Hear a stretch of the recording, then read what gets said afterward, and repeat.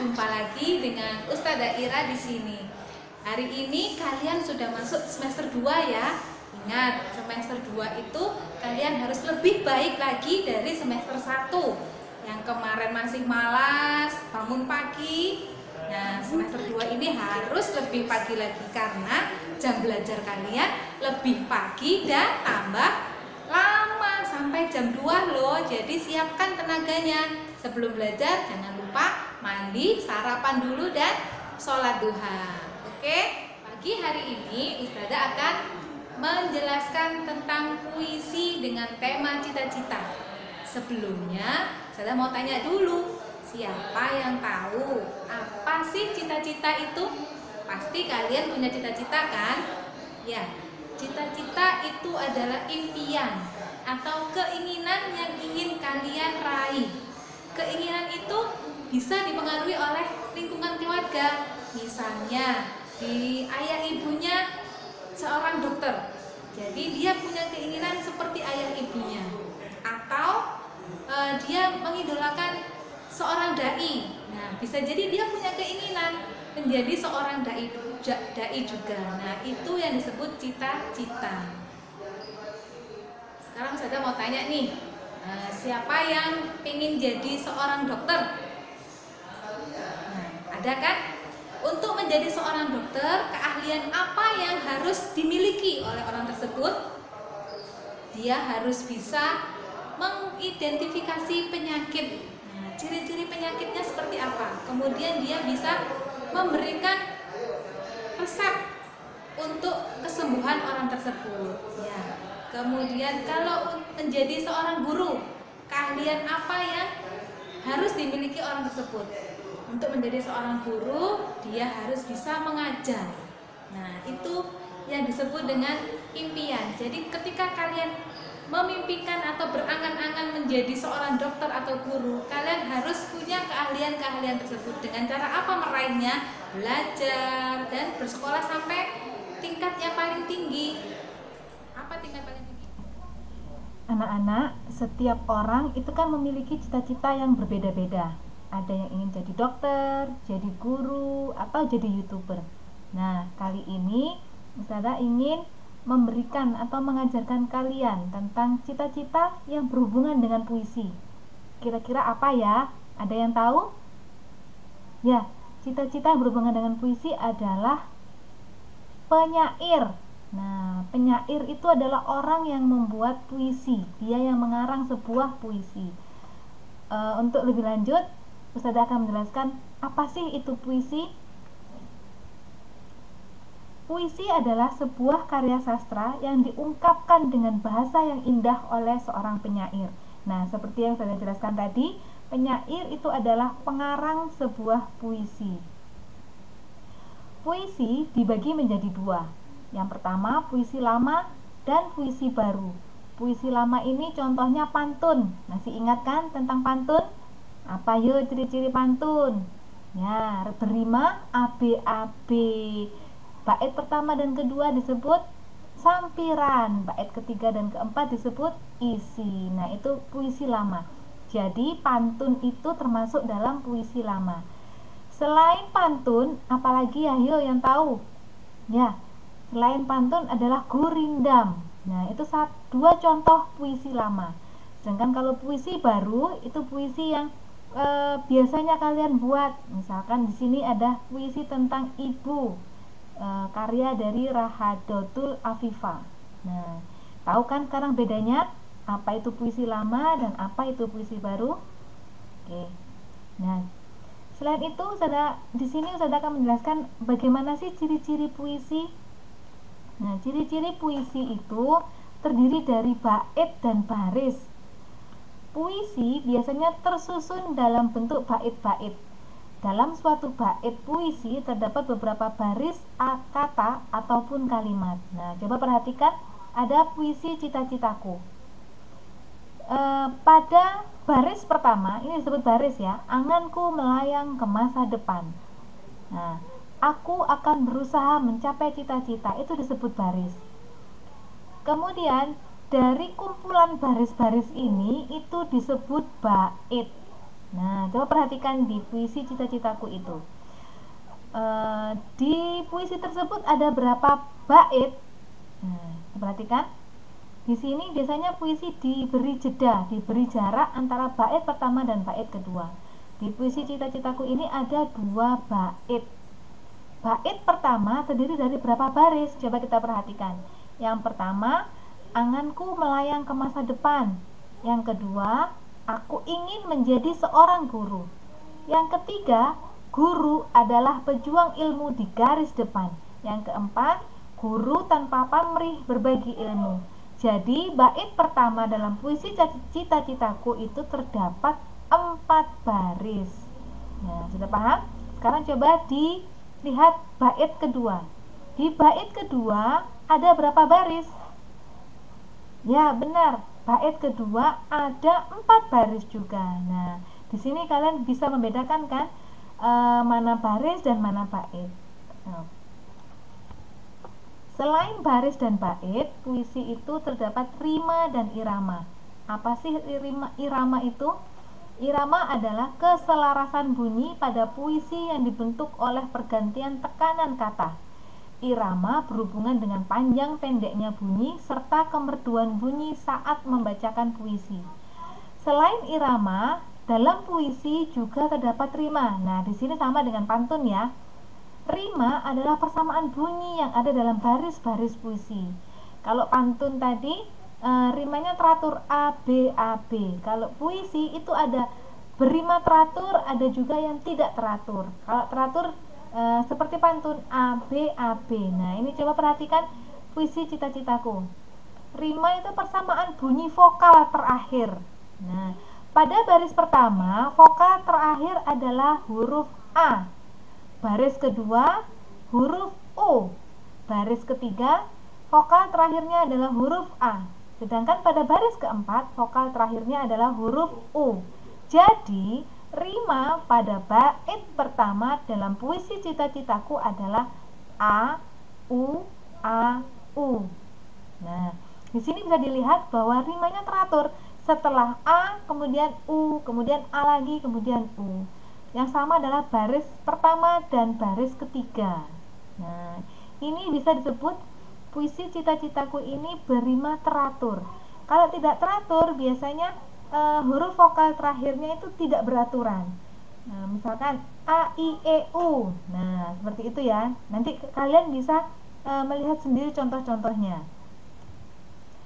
Selain itu, ciri-cirinya yaitu terdapat tema dan ide pokok. Nah, di sini ide pokok bukan seperti paragraf, tapi tema dan ide pokok itu penting. Karena dia yang mendasari sebuah puisi serta diksi atau pilihan kata yang tepat. Misalnya, penggunaan kata berkat jasamu itu kurang tepat. Jadi yang lebih tepat itu dengan menggunakan kata-kata karena jasamu. Nah, itu adalah pilihan diksi, pilihan kata. Diksi adalah pilihan kata. Oke, coba perhatikan puisi Cita-Citaku. Di sini ada kata anganku. Nah, kalian tahu nggak anganku itu apa? Angan-angan. Angan-angan itu adalah pikiran. Nah, selain itu ada di sini diksi yang digunakan oleh penyair pejuang ilmu di garis depan. Apa sih yang dimaksud pejuang ilmu? Pejuang itu seorang pahlawan, seorang yang berjuang untuk mencerdaskan kehidupan bangsa, untuk mencerdaskan anak-anak di negeri ini. Dia berada di garis depan karena dia yang pertama kali mengajarkan membaca, memberikan ilmu membaca dan menulis. Oleh sebab itu, penyair di sini menggunakan diksi pejuang ilmu di garis depan karena syarat akan makna. Maknanya sangat dalam. Guru tanpa pamrih berbagi ilmu. Pamrih, apa sih yang dimaksud dengan pamrih? Pamrih adalah mengharapkan imbalan, sedangkan guru dia tanpa pamrih. Nah, kalau langsung diberikan kata-kata guru tidak mengharapkan imbalan berbagi ilmu, nah itu rasanya kurang enak ya, kurang menyentuh di hati. Oleh sebab itu, penulis atau penyair itu menggunakan kata-kata pamrih. Dipilih diksi yang sesuai, yang indah, yang bisa menyentuh di hati pembacanya. Nah, selain itu juga ada tipografi. Tipografi ini adalah susunan bait-bait atau baris-baris suatu puisi. Kalian pernah lihat kan puisi yang berbentuk seperti yang ini? Nah, di sini adalah puisi berbentuk gambar burung. Kenapa? Karena puisi tersebut penyairnya itu menceritakan tentang gelatik, burung gelatik. Nah, tapi ketika di dalamnya itu syarat akan makna. Selain itu, nah ini ada puisi yang berbentuk payung. Tipografi adalah bentuk dari susunan bait-bait dan baris-baris sebuah puisi sehingga membentuk sebuah payung atau sebuah burung atau apapun, itu disebut tipografi. Kalian bisa nanti membuat puisi dengan tipografi yang berbeda dari biasanya. Oke. Nah, bagaimana sih mendeskripsikan isi puisi? Langkah-langkahnya yaitu yang pertama, bacalah puisi tersebut dengan seksama. Dibaca, dihayati, dipahami apa maksudnya. Kalau tidak paham perkatanya, silahkan bertanya atau melihat kamus. Nah, di sana nanti kalian akan temukan apa sih maksudnya, maksud dari penyair tersebut menggunakan diksi atau pilihan kata tersebut. Setelah itu, yang kedua, tulislah hal-hal penting dalam puisi. Ini wajib kalian lakukan. Setelah kalian membaca, kalian tulis apa saja hal-hal yang penting dalam puisi tersebut. Kemudian, yang ketiga, tentukan tokoh dan peristiwa apa saja yang terjadi dalam puisi. Dalam puisi itu apa sih tokohnya, siapa sih tokohnya, dan peristiwa apa yang mendasari dalam puisi tersebut. Yang keempat, tulislah kata-kata sulit dalam puisi, kemudian tentukan maknanya dalam kamus. Boleh bertanya kepada ibu guru, bapak guru, atau orang tua kalian. Nah, yang kelima, sampaikan isi puisi dengan bahasamu sendiri. Setelah itu, kalian bisa mendeskripsikan isi puisi tersebut. Kalian bisa memahami dan memaknai, oh maksud puisi ini penyairnya pengennya seperti ini. Nah, dari langkah-langkah ini kalian bisa mendeskripsikan isi puisi tersebut. Nah, sekarang sudah akan memberikan tips and tricks ya. Bagaimana sih cara membuat puisi? Yang pertama, tentukan temanya dulu. Tema puisi merupakan topik utama atau gagasan pengarang dalam puisi. Menentukan tema itu tidak selalu menjadi hal utama saat membuat puisi, karena kamu bebas menuliskan pikiran atau imajinasimu dalam puisi. Namun, tema dapat membantu pengarang untuk membuat puisi tetap sesuai dengan ruang lingkupnya. Misalkan, hari ini Ustazah menugaskan kalian membuat puisi dengan tema cita-citaku. Nah, itu Ustazah pengennya kalian bercerita tentang cita-cita kalian. Apa sih cita-cita kalian? Kemudian mengapa kok kalian ingin bercita-cita seperti itu, dan bagaimana langkah-langkah kalian untuk mewujudkan cita-cita kalian. Nah, itu gunanya ya. Kemudian yang kedua, melakukan observasi. Observasi itu mengamati. Hal lain yang dapat memudahkan pengarang untuk membuat puisi adalah melakukan observasi atau pengamatan. Observasi bermanfaat untuk mengembangkan imajinasi atau khayalan. Pengarang memerlukan inspirasi atau ide untuk membuat puisi. Inspirasi tersebut dapat diperoleh dengan melakukan perjalanan, pengamatan, maupun penyelidikan.